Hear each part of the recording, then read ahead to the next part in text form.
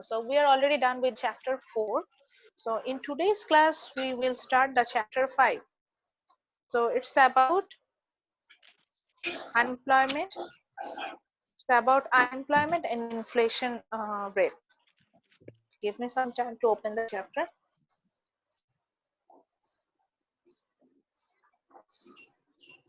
So in this chapter, which is chapter 5 from your textbook, that is macroeconomics by Parkin. So in this chapter, we're going to learn about the monitoring jobs and inflation. Monitoring jobs in that portion, actually, they are focusing on the employment and unemployment problem. Then the ratios we need to find out from the labor market. Then what do they mean by employment and unemployment? What are the basic difference between them? Then why the unemployment is a problem for an growing economy? Then what are the solution we can take to resolve the unemployment problem? After that, they focus on the topic which is inflation or mullosphety. Then what is inflation? So to calculate the inflation, we need to know about the consumer price index. So what is consumer price index and how can we calculate the CPI, which is consumer price index, and from that we can calculate the inflation rate. You will get ideas about that from this chapter. So basically যেটা বলছেন যে chapter আমরা প্রথমে employment and unemployment নিয়ে পড়বো। Page number 108 from your book. এটা বইয়ের 108 page, not in the PDF file. So 108 পেজে আমরা পাবো, সেখানে আমরা দেখবো হচ্ছে কি talk about the employment and unemployment, অর্থাৎ চাকরিরত অবস্থা কি এবং বেকারত্ব বিষয়টা কি। Then they talk about why the unemployment is a problem. Unemployment আমাদের কাছে একটা প্রবলেমের ব্যাপার হয়, এটা একটা ইকোনমিতে একটা প্রবলেম ক্রিয়েট করে। এটা কি কিসের হয় সেগুলো নিয়ে আমরা গো থ্রু করব। After that, actually there are three indicators in the labor market. অর্থাৎ আমরা লেবার মার্কেট সম্পর্কে বুঝবো এবং দেখবো যে there are three indicators to find out how my labor market is going on.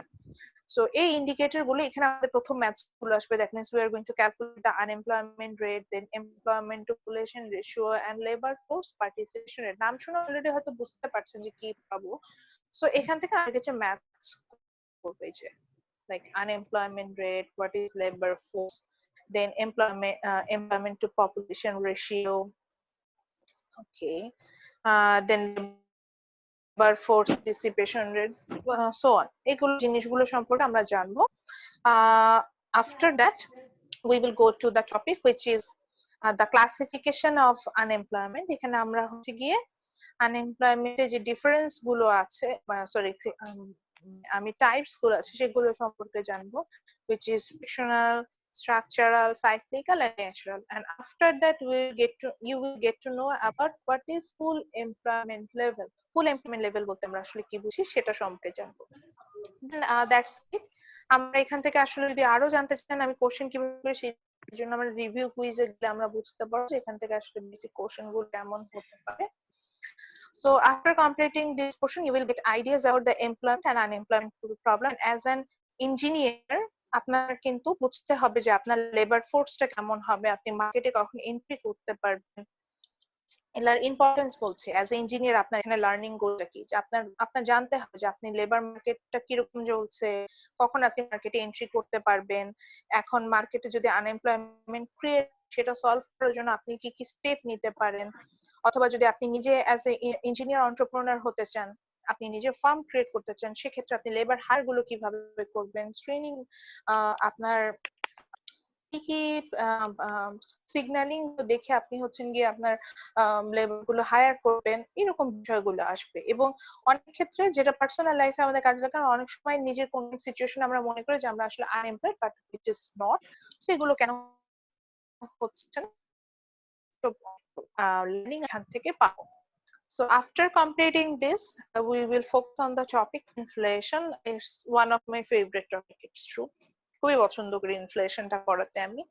So inflation নিয়ে পড়ো মূল্যস্ফীতি, যেটা খুব মজার, একদম রিয়েল লাইফে আপনি ইম্প্যাক্ট পাবেন যে ইনফ্লেশন হাই হলে আপনার প্রাইস রেট কেমন হবে। আপনার অবশ্যই প্রাইসিং বুঝতে হবে। আপনি যেই মার্কেটেই অর্থাৎ আপনি যে মার্কেটে কাজ করেন না কেন, লেবার ফোর্সের যে অংশেই থাকেন না কেন, আপনি টার্সিয়ারি লেভেলে জব করেন, প্রাইমারি অর ম্যানুফ্যাকচারিং, আপনাকে এই প্রাইসিং বুঝতে জন্য you need clear idea about inflation.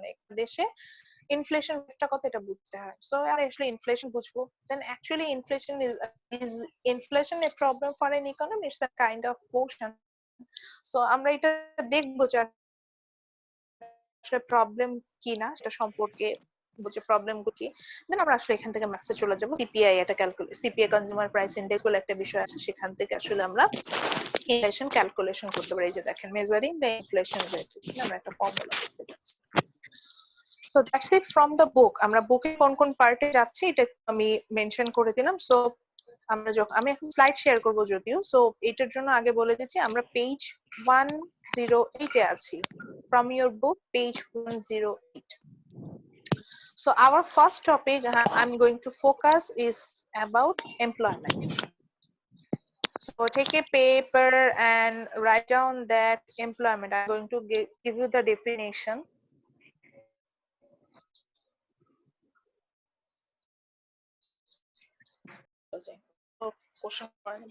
So paper নিতে বলেছি, first title হচ্ছে employment. দেখেন employment is a situation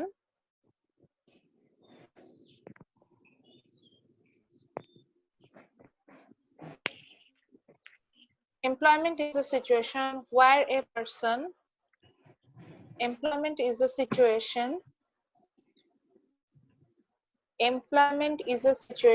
where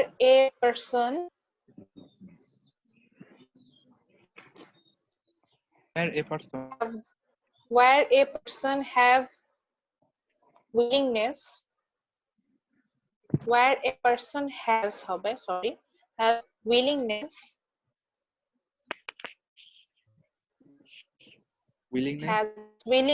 তারপরে লেখেন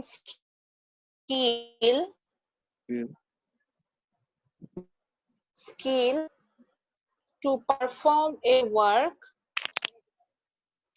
where a person have the skill and willingness, একই কথা, আর willingness and skill. Employment is a situation where a person have the skill and willingness to perform a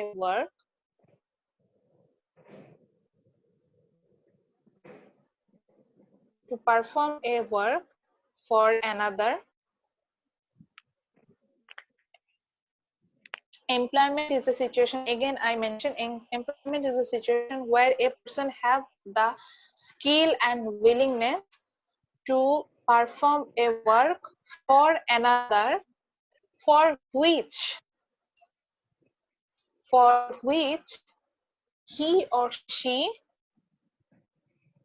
is paid, PAID, for which he or she is paid.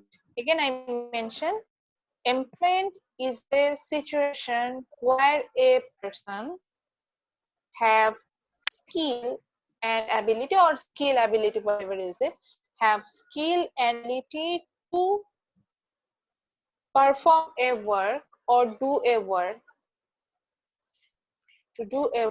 for another, for another, ANOTHER, for another, for which he or she is paid, for which he or she is paid. Full stop. The work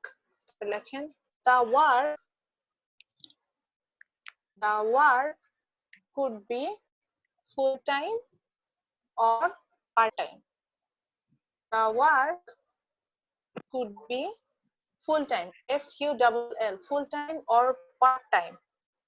ma'am একটা কথা, আমার একটু mistake হয়েছে, মানে connection unstable কারণে। Ma'am, perform A work another which he or she is paid. Sorry ma'am, is paid. Last হচ্ছে is paid. Okay, আবার বলছি, that means means employment is a situation where a person have the skill and willingness to do a job, sorry, or do work, or do a perform a work, যেটা এখানে সবগুলো synonym, so do a work for another for which he or she is paid. তারপরে বলেছি then full stop. The work here, the work could be full time or part time, but here the work could be full time or part time. অর্থাৎ আমি full time work করি, part time work করি, এটাকে আমি এমপ্লয়মেন্টের মধ্যে নিয়ে আসবো। But any voluntary work, but any voluntary work, but any voluntary work cannot, but any voluntary work cannot be calculated, but any voluntary work cannot be calculated,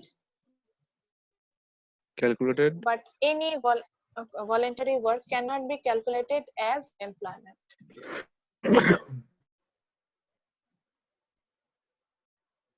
Cannot be calculated as employment. So আমি যেটা বুঝতে চাচ্ছিলাম, employment হচ্ছে এমন একটা অবস্থা যেখানে এক মানুষের to do a job for another এবং সেটা করার জন্য অবশ্যই পেমেন্ট পাবে, তখন সেটাকে আমি এমপ্লয়মেন্ট বলবো। এবং আরো কথা আছে, সেটা ফুল টাইমও হতে পারে, পার্ট টাইমও হতে পারে, সেখানে আমি সেটাকে এমপ্লয় করবো। কিন্তু যদি আপনি ভলেন্টারি কাজ করেন, যেমন ধরেন আপনার মনে হলো যখন করোনা ভাইরাসের এই সিচুয়েশনে আপনি বুঝছেন গিয়ে পথ শিশুদের মধ্যে খাদ্য বিতরণ করবেন, এটা একটা ভলেন্টারি কাজ হচ্ছে, so it's not an employment। আর আপনি হচ্ছেন নন প্রফিট অর্গানাইজেশনে কাজ করছেন, but you don't get any payment for that, এটাকে কিন্তু আমি এগুলাকে আমরা বলবো ভলেন্টারি ওয়ার্ক, এটাকে কিন্তু এমপ্লয়মেন্টের মধ্যে নিয়ে আসতে পারবেন না। ইয়া সৌরভ বলেন। ম্যাম, যারা টিউশন করায় এটাও কি এমপ্লয়মেন্টের মধ্যে পড়ে, পার্ট টাইম ওয়ার্ক?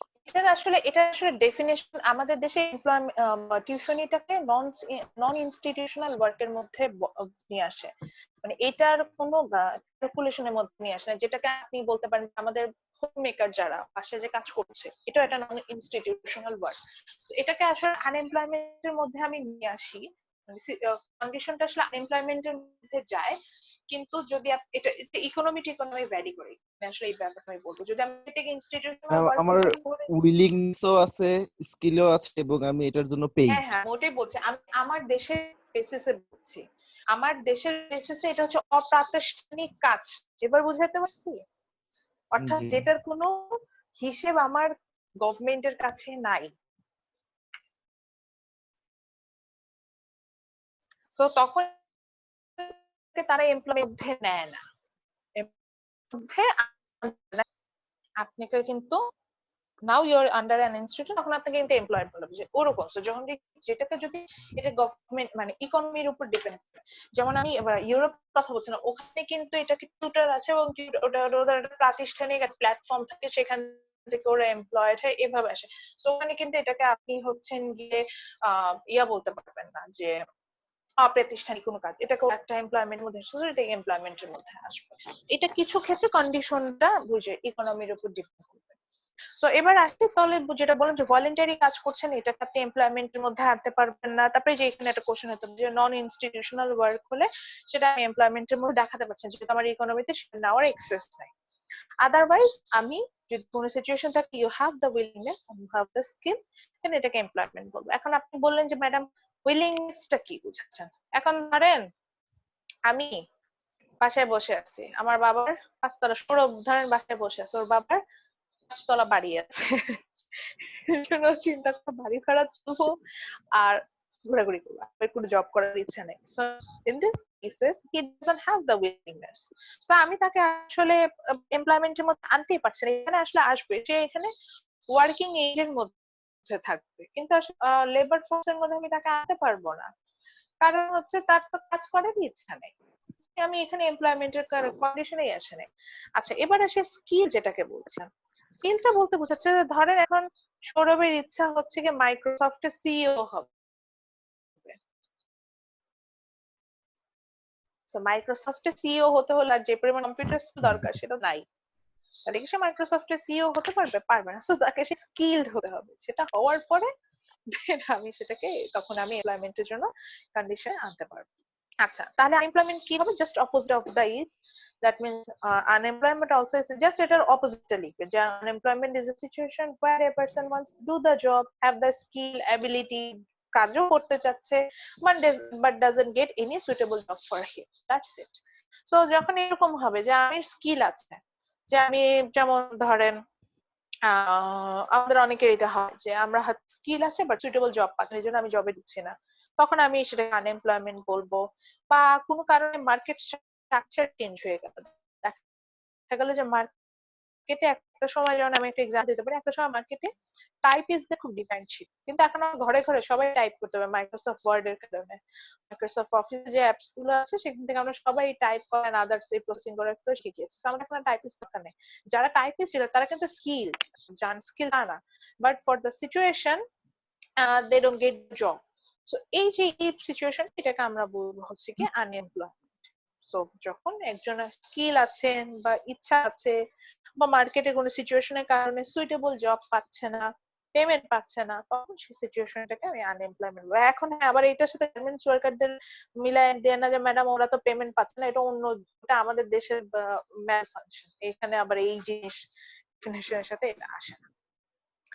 সো এখান থেকে এখন আমি দুটো ডিফারেন্ট পার্টে যাব। ওয়ান ইজ আমি যেটাকে বলছিলাম যে ওয়ার্কিং এজ, যেটাকে প্রথমে নিয়ে আসি, সরি আমি হয়ে গিয়েছিলাম।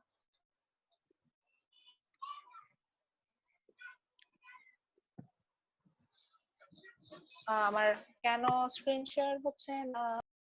So now I am in page, I'm in page 109. So here they talk about what do they mean by working age population.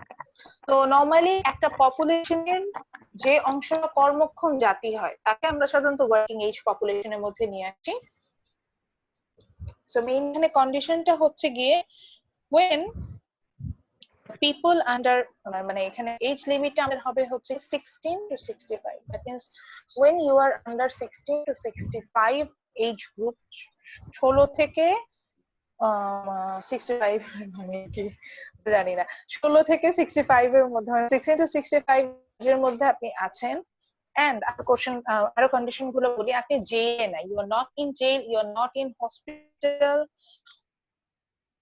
or not in some kind of institutional care, হতে পারে আপনি autistic or আপনি mentally stable না to do the job, এরকম সিচুয়েশনে নাই, then আমি আপনাকে বলবো হচ্ছে কি you are under working age.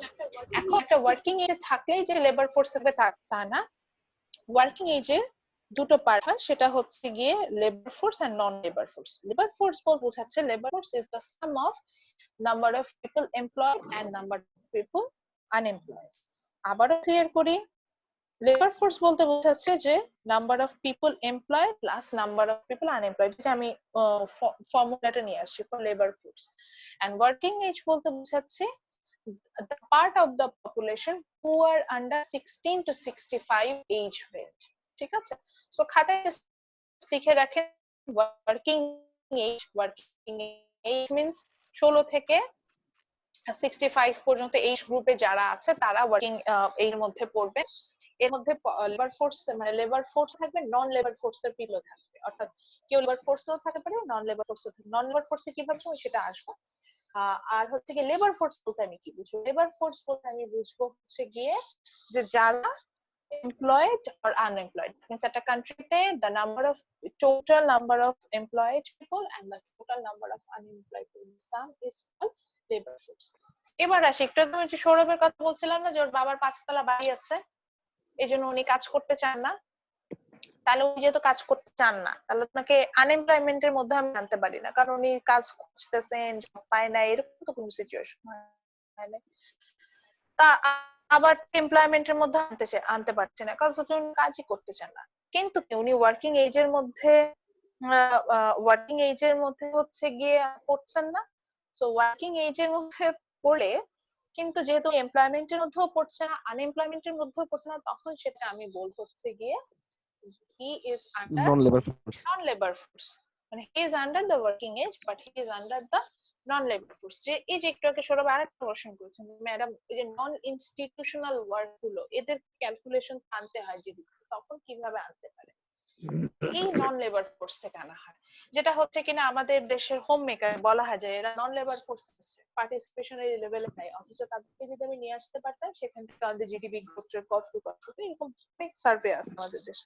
So সেখান থেকে আমরা কিন্তু এটা ফাইন্ড আউট করতে পারবো যে কতটুকু পরিমাণ হচ্ছে গিয়ে লেবার ফোর্সে থাকলে আপনি কতটুকু পরিমাণ লেবার ফোর্সে এমপ্লয় বা আনএমপ্লয়েড হলে লেবার ফোর্সে থাকবেন, আর যদি কোনো প্রাতিষ্ঠানিক কাজে না থাকেন তখন সেটাকে আমরা নন লেবার ফোর্সে নিয়ে আসি, but you are under the working age population. Okay, next তাহলে যারা খাতা প্রতিবন্ধী বা জেলে থাকে এরা নন লেবার ফোর্সের মধ্যে আসে, আনএমপ্লয়মেন্টের মধ্যে না। না, জেলে থাকে আপনি ওয়ার্কিং এজের মধ্যেই পড়বেন না, তাহলে এই মানুষটার ডেফিনিশন সরি ওয়ার্কিং পপুলেশনের মধ্যেই পড়বেন না, আপনি পপুলেশনের ভিতরে আছেন, আপনি পপুলেশনের ভিতরে আছেন যারা আনএমপ্লয়মেন্ট না। আমি না লিখতে পারতাম না, আমার কোনটা কারণে বোর্ডে লেখার অপশন চলে গেছে, দেখে দেখাতাম। আচ্ছা ম্যাম, একটা কথা ছিল। পপুলেশন প্রথমে একটা দেশের পপুলেশন আমি বের করি, একটা দেশের পপুলেশন আছে, পপুলেশনটা থেকে যারা 16 to 65 এর মধ্যে 16 থেকে কত, এটা 65, ইয়াস 16 থেকে 65 বছরের মধ্যে আছে কিন্তু তারা জেলে নাই, তারা হসপিটালাইজ না, মানে অসুস্থ না বা মেন্টালি আনস্টেবল না, তারা হচ্ছেন ওয়ার্কিং এজের মধ্যে পড়ছে। এর বাহিরে তো আছে 5 বছরের শিশু আছে, তাহলে সে কিসের মধ্যে পড়ে? সে পপুলেশনের মধ্যে পড়ছে কিন্তু সে ওয়ার্কিং এজের মধ্যে নেই। এবারে সে যখন এই ওয়ার্কিং এজ গ্রুপ আমি নিয়ে আসছি, এটা দুই part, labour force non labour force. Labour ফোর্সে আছে এমপ্লয়েড আর আনএমপ্লয়েড, আর নন লেবার ফোর্সে আছে যারা হচ্ছে ওয়ার্কিং এজের মধ্যে আছে কিন্তু তাদের কাজ করতে ইচ্ছা নেই বা স্কিল নাই বা প্রাদেশিক কোনো কাজ করে না, তখন তার নন লেবার ফোর্সে চলে যায়। আর যে জেলে আছে সে আসলে আমার ওয়ার্কিং এজের যে ক্রাইটেরিয়া সেটা ফুলফিল করে না, সেটার মধ্যে তাকে আমি ক্যালকুলেশন করতে পারছি না, তাকে আমি নিতে পারছি না। ওয়ার্কিং ইয়েস, এজের মানুষটা যদি জেলে থাকে তাহলে সে পপুলেশনের মধ্যে পড়ে। হ্যাঁ পপুলেশনের মধ্যে পড়বে, তাকে আমি হচ্ছে গিয়ে আর ওয়ার্কিং এজের মানুষটা শুধু জেলে থাকে না, ইভেন যদি ওয়ার্কিং এজের মানুষটা আপনার হসপিটালাইজড হয়, মেন্টালি আনস্টেবল হয়ে গেল, মেন্টালি আনস্টেবল মানুষ ছিল আনস্টেবল হয়ে গেল, তখন সে ওয়ার্কিং এজ থেকে বের হয়ে যাবে, বের হয়ে হচ্ছে গিয়ে আপনার ইয়াতে চলে আসবে। ইয়েস, আজিজ বলেন। জি ম্যাম, আসসালামু আলাইকুম। ওয়ালাইকুম আসসালাম। জি ম্যাম, যারা জেলে আছে, মানে এমন ক্ষেত্রে অনেক আছে যে জেলে অনেকে কাজ করে এবং সেখানে আর্ন করে টাকা, তাহলে সেই ক্ষেত্রে কি হবে? আচ্ছা, এটা যদি যে কন্ডিশন এখন আসি, ইনস্টিটিউশনাল ওয়ার্ক হয়, অর্থাৎ এটাকে আপনাকে যদি প্রাতিষ্ঠানিক একটা কাজের আন্ডারে আমি নিয়ে আসি, ধরেন আমি জেলে একটা হচ্ছে গিয়ে ফার্ম খুলে রাখলাম, জি কিসের ফার্ম হতে, ধরেন পোল্ট্রি ফিড আছে, হ্যাচারি আছে, আমি এটা খুলে রাখলাম, তখন কিন্তু সে ইনস্টিটিউশনাল ওয়ার্কের আন্ডারে চলে আসতেছে, বুঝতে পারছেন? তখন সেটা আর কাউন্ট করতে হবে। তো আমরা ধরে নিই জেলে আসলে এই ধরনের কোনো ইনস্টিটিউশনাল ওয়ার্ক থাকে না, তো তাকে নেওয়া হয় না। যিনি মেন্টালি আনস্টেবল, আপনি এটা চিন্তা করেন, পাগলা রোদে যারা আছে মেন্টালি আনস্টেবল না, তাকে আমি কিসে নিয়ে আসবো? তার তো বয়স 16 নিচে না, সো সে না। কিন্তু পপুলেশনের মধ্যে আছে কিন্তু ওয়ার্কিং এজের মধ্যে পড়ছে না। হসপিটালাইজড আছে, একজন পিপল ওয়ার্কিং এজের ভিতরেই ছিল, হসপিটালাইজড হয়ে গেল, ঠিক হয়ে গেল, তখন কিন্তু সে ওয়ার্কিং, মানে আরো ভালোভাবে বুঝাইতে যদি ওয়ার্কিং এজটাকে আসলে আমরা হিউম্যান ক্যাপিটাল বুঝি একটা দেশে, সো হিউম্যান ক্যাপিটালের মধ্যে সে আর থাকছে না, তো তাকে দিয়ে আমি প্রোডাক্টিভ কিছু পাচ্ছি না। এবার বুঝছেন? যখনই আমি জি ম্যাম। কাউকে ওই এজের মধ্যে প্রোডাক্টিভ কিছু পাবো, তাকে আমি তখন হিউম্যান ক্যাপিটালের মধ্যে নিয়ে আসবো। তো একই কন্ডিশনে আমি বলতে পারি আমাদের দেশে অনেক প্রফেসর আছেন যাদের এজ 65 আপ, তারা কিন্তু প্রফেসর। জি এখন আমরা তখন এরপরে ধরি যে তার যে কার্যক্ষমতা থাকে সেটা আপনার ফল করে, তো তাকে আসলে আমরা ইফেক্টিভ, আমি বলবো না যে ইফেক্টিভ না, কিন্তু এটা হচ্ছে মানে একটা রেঞ্জ রাখতে, সে রেঞ্জের মধ্যে, সো সে তখন আর ওয়ার্কিং এজের মধ্যে থাকে না, বাট সে আমার পপুলেশনের মধ্যে থাকে। সো দেন হচ্ছে কি, টাইটেল দেন হচ্ছে আনএমপ্লয়মেন্ট রেট, এটা আমরা আসলে কিছু ম্যাচ করব। We are going to calculate the unemployment rate, employment rate, employment to population ratio. So আমরা একদম ইজি হওয়ার জন্য সবসময় রিমেম্বার করব, সেটা হচ্ছে যখন আমরা এরকম কোনো রেট বের করব তখন মাথায় রাখতে হবে যে যেটা বের করতে বলবে সেই টার্মটা হচ্ছে গিয়ে নিউমেরিটর পার্টে বসবে এন্ড হোল টার্মটা হচ্ছে কি ডিনোমিনেটর পার্টে বসবে। So for example when I'm going to calculate the unemployment, আচ্ছা পরে আসি। So unemployment এর দ্বারা আমি ক্যালকুলেশন করতে বলছি। So here the main topic is unemployment. So that's why the main part will be in the numerator portion. So এটাকে আমরা দেখতে পাচ্ছি উনি কিন্তু নিউমেরিটরে, আমি তাকে দেখতে পাচ্ছি উনি নিউমেরিটরে আছে। এন্ড ডিনোমিনেটরে কি হবে? ডিনোমিনেটর হবে হচ্ছে কি যিনি হচ্ছেন আপনার আনএমপ্লয়েড, যেটা হচ্ছে